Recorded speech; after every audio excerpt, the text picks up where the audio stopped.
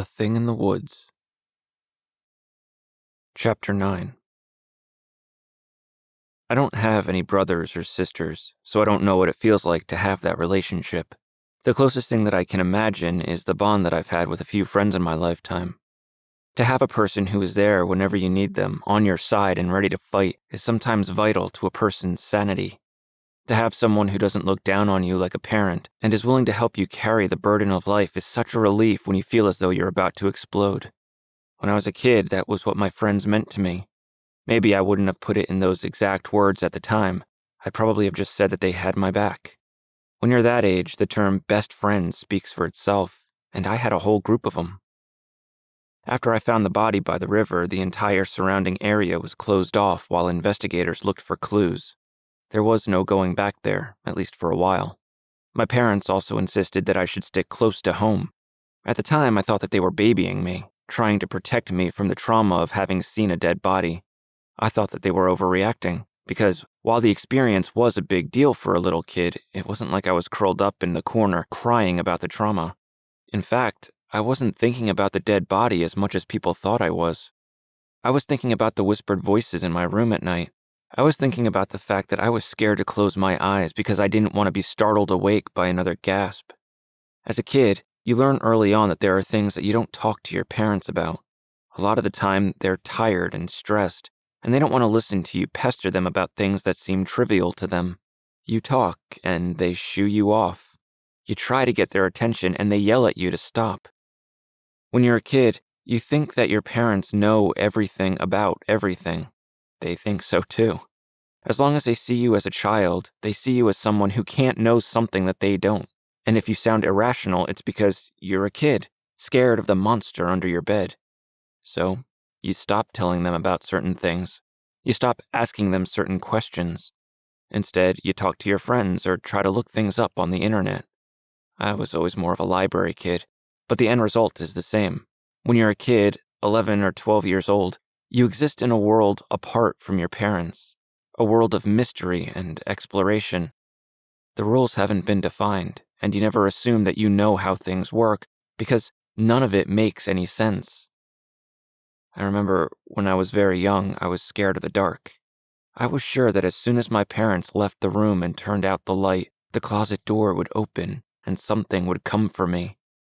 My parents put up with this fear for a long time. They put that little light on my dresser and sat with me until I fell asleep.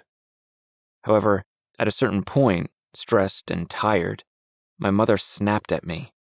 She yelled at me to just go to sleep because she had things to do. I was too old for that fear. It was time to grow up. I don't want to make my mother out to be a villain. She wasn't wrong about the fact that there were no monsters in my closet then, and I did need to eventually realize that. However, the fear was still real to me. What that night taught me was that as I got older, some battles were mine and mine alone. What would my parents have said if I had run into their room complaining about the voices that were keeping me awake? What would they have said if I told them that I was terrified to be alone in my room at night because the thing was in there with me? Some battles were mine. This is where friends were needed. My friends would take me at my word. If I said that something was in my room, they would believe me without a second thought. They would help me figure out what was happening and how to make a plan for it. They would be my allies in this battle.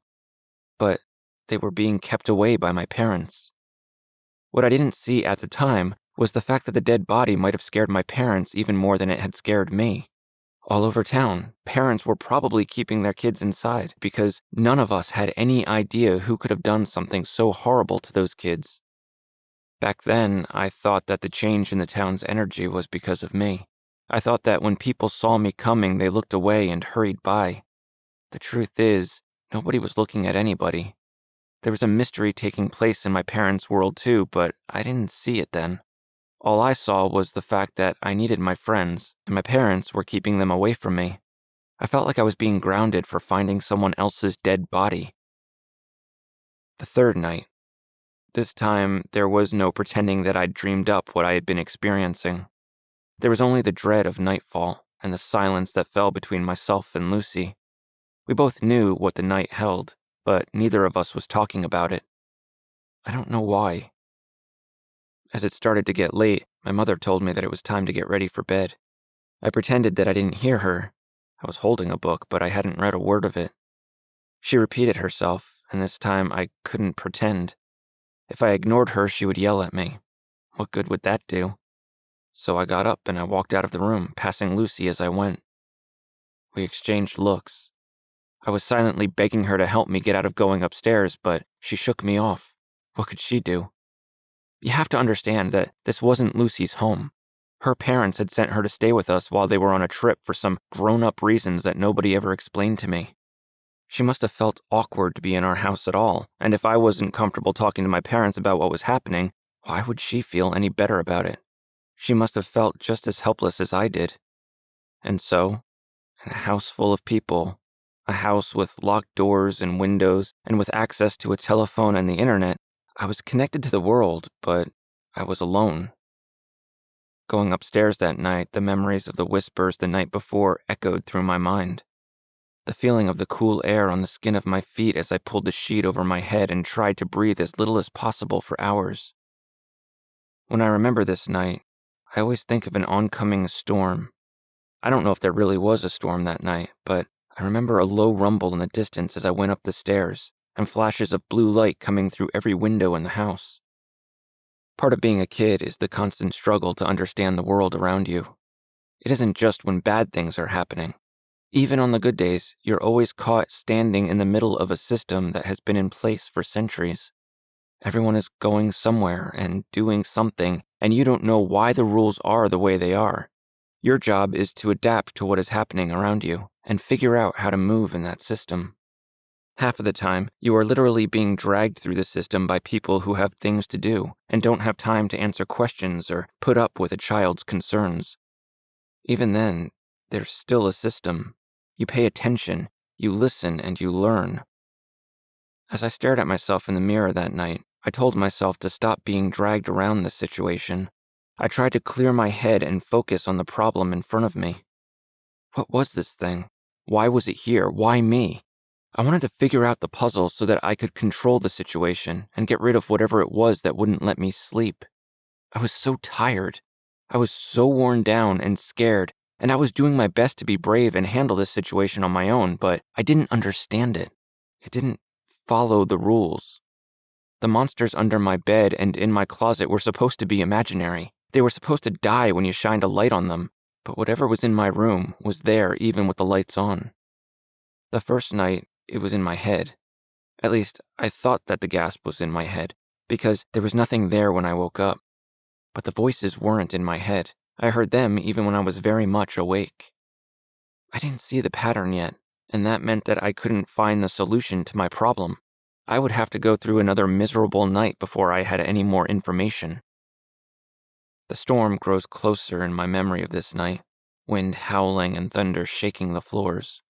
The power flickers as I make my way from the bathroom and into my bedroom. The anticipation of what was to come had me shaking as I stood in my room, wondering where the intruders would be standing tonight. The foot of my bed again? By the window? In the shadows in the hall? I could feel them coming closer, and I could feel my family moving farther away. By the time I reached my bed, I was crying. There was a sound behind me, the creaking of the old wood floor. Someone was already in my room with me, and I wasn't even in bed yet. I held my breath in some feeble attempt to trick the thing into thinking that I was asleep, as I had the night before. Except, I had no sheet this time. I was exposed and vulnerable, and there was no stopping whatever it was that was going to happen. Rain smacks against the window. I still don't know if it actually happened this way, but I remember chaos surrounding me, overloading my senses. Something touched my shoulder. The feel of it terrified me. I jumped and screamed and cried. When I heard my name spoken, the feeling that came over me was more than just fear. It was a sense of total loss. It knew my name. It knew my home. It was violating every corner of my existence.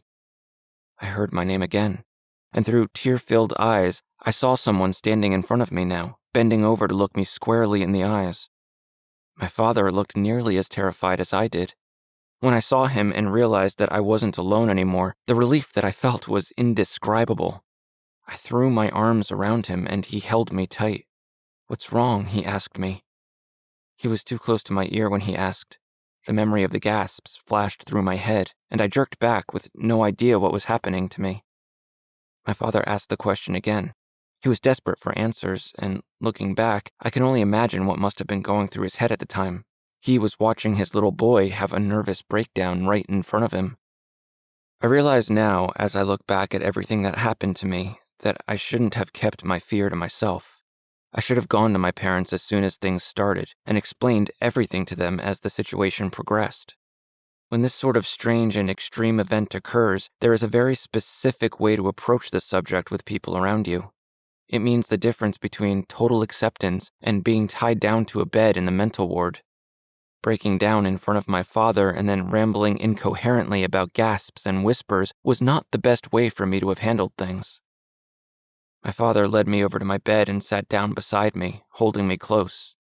He didn't react to anything that I had told him at first. He just held me there, and then told me to take some deep breaths, assuring me that he wasn't going to leave me alone until I was ready for him to leave me. I think that this has become one of the most defining moments of my relationship with my dad. Hearing him say that he was there and he wasn't going anywhere meant a lot to me, not just on that night, but in the years that followed. Once I had calmed down enough to have a conversation, my father asked me to explain things to him again, slowly and with more detail. So that's what I did. Hearing it out loud made it sound stupid to me. Telling him that I was scared because of a gasp sounded more silly than scary.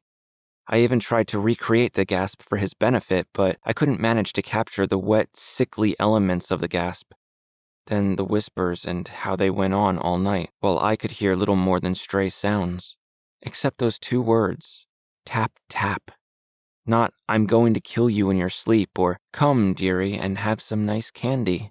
The words that I heard almost sounded playful when I repeated them for my father. Try telling someone this story without them laughing in your face. I was terrified to go to sleep because of this. But you have to understand, those voices shouldn't have been there, and they wouldn't stop. My father never laughed in my face. He listened to every word I said, and he never made me feel stupid for saying them. But I could tell by the look in his eyes that he had no idea what was going on. "Do you hear the voices now?" he asked me, testing the waters to see just how crazy I was. I listened closely, then shook my head. The voices weren't there, but they would be. The second that I tried to go to sleep, they would come back. They would keep me awake. "Do you want me to sleep in here tonight?" my dad asked me. At that age, the last thing that I wanted was to be asking my daddy to sleep in my room because I was scared of the monsters. I wanted to shrug it off and tell him that I felt better now that I told him what was happening. But that would have been a lie. Instead, I nodded my head. My father smiled at me and then left the room to get ready for bed. While he was gone, I looked around the room. I listened to every tiny sound. I wondered how the intruders would choose to show themselves that night, and what they would do when they discovered my father in my room. Would they be angry? Would they hurt him? What if I had put my father in harm's way by dragging him into my mess? But what other choice did I have? I was so scared. I just needed to sleep. When my father came back into the room, he had a sleeping bag with him and set it up on the floor beside my bed. Nothing could come through my door without his knowing it. It was a relief to have him in there and to know that I was no longer in this fight alone, so I climbed under my sheet and we turned off the light. My room wasn't entirely dark, thanks to the small light on my dresser. I could hear my father breathing beside my bed, but I found this sound reassuring. At first, we didn't say anything. I just stared up at the ceiling, waiting for something to happen. When nothing did happen, I started to shift uncomfortably. I knew that the intruders were around. They were always around. I needed my father to hear what I had heard. We waited for a long time, and there was no hint of the intruders. After a while, I could hear my father sleeping. I thought that they would come out now that he wasn't paying attention, but still I heard nothing. I waited for hours, but the intruders didn't show themselves that night. As the night went on, my eyes became heavy and I started to drift off to sleep, still expecting to be woken up by the sound of someone gasping in my ear. There was nothing. That night, the intruders didn't come into my room or try to scare me. I slept more than I had in days, and when I woke up in the morning, I thought that maybe they had gone for good. Maybe by telling my father, I had taken away the power that these intruders had over me. Maybe I had won. The sun was shining bright and clear outside. It was a beautiful summer day, and I was energized by a feeling of hope that I wasn't sure I'd ever feel again. As I left my room, I glanced across the hall at Lucy's room. The door was closed, and she was presumably still asleep. If she'd been experiencing what I had been, maybe she had finally been able to rest as well. I walked across the upstairs hall and started to make my way down the stairs. I could hear my parents talking in the kitchen. They were talking about me. I stopped walking and stayed as quiet as I could, listening to what they were saying. I remember hearing my mother first. She sounded worried, but she was trying to keep her voice down. Clearly seeing that body has traumatized him. Now he's hearing things? The way she said it hit me hard. I'd never heard her talk about me like this before. It was like I was an object or a task that needed to be handled. It made me feel ashamed of myself for telling my father what had been happening to me. I thought that he understood, but now I knew that he didn't. They thought that seeing some stupid dead body had driven me crazy. I don't know what's happening, my father said. He sounded tired and weak. We have to take care of this. We just need to give it some time. Time? He's hearing voices. There was a long silence between my parents. I stood on the stairs listening to hear what they would say about me next. That I was insane, that I was broken. If only they could have had a stronger kid, maybe they wouldn't have to deal with this mess. I don't know what to do, I heard my father say. I just need to figure this out. After another pause, my mother softened her tone and said, Fine, we'll give it time and see if it goes away. But if it doesn't, we need to get him help. When you're young and scared and vulnerable, you don't always hear things clearly or as people intend to say them. As an adult, I can admit that. But as a child, I just heard the words, and my mind created the intended meaning. See if it goes away made me sound like a thing rather than a person. I was just a problem to be solved now. We need to get him help sent memories from 100 different movies flashing through my head. I imagined myself being strapped down to a bed in a padded room, being force-fed 100 different types of pills. I had tried to ask my father for help, and this was what happened. He heard nothing. He thought I was crazy, and now I was more alone than I had ever been before because even the hope of getting help was gone. I can't describe the feeling of isolation that I felt in that moment. I've never felt anything else like it in my entire life. It was the first time I ever realized that the only person I could ever truly depend on in this world was myself. The thought of going downstairs no longer appealed to me. I couldn't look at my parents, and I certainly couldn't talk to them. I knew that the next time I saw them, I would have to pretend that everything was better. I'd had a good night's sleep, and I saw how stupid I sounded now, going on about gasps and whispers. I'd have to laugh about it. I'd have to shrug it off despite the fact that I was still terrified to be alone in the dark. I walked back up the stairs as softly and quietly as possible. When I turned to walk down the hallway, I saw Lucy's room once again. This time the door was open. Moving closer to the door, I could see inside of her room. I saw Lucy sitting on the floor beside her bed, listening. She watched me as I got closer, and I could tell that she had been crying. I walked to the doorway and looked down at her. I wanted to sit beside her. I wanted to tell her that we were in this together, and we'd figure out what was going on. I wanted to ask her what she'd been going through to see if it matched my own experiences. I wanted an ally in this fight. But instead, I told her that she had to go home.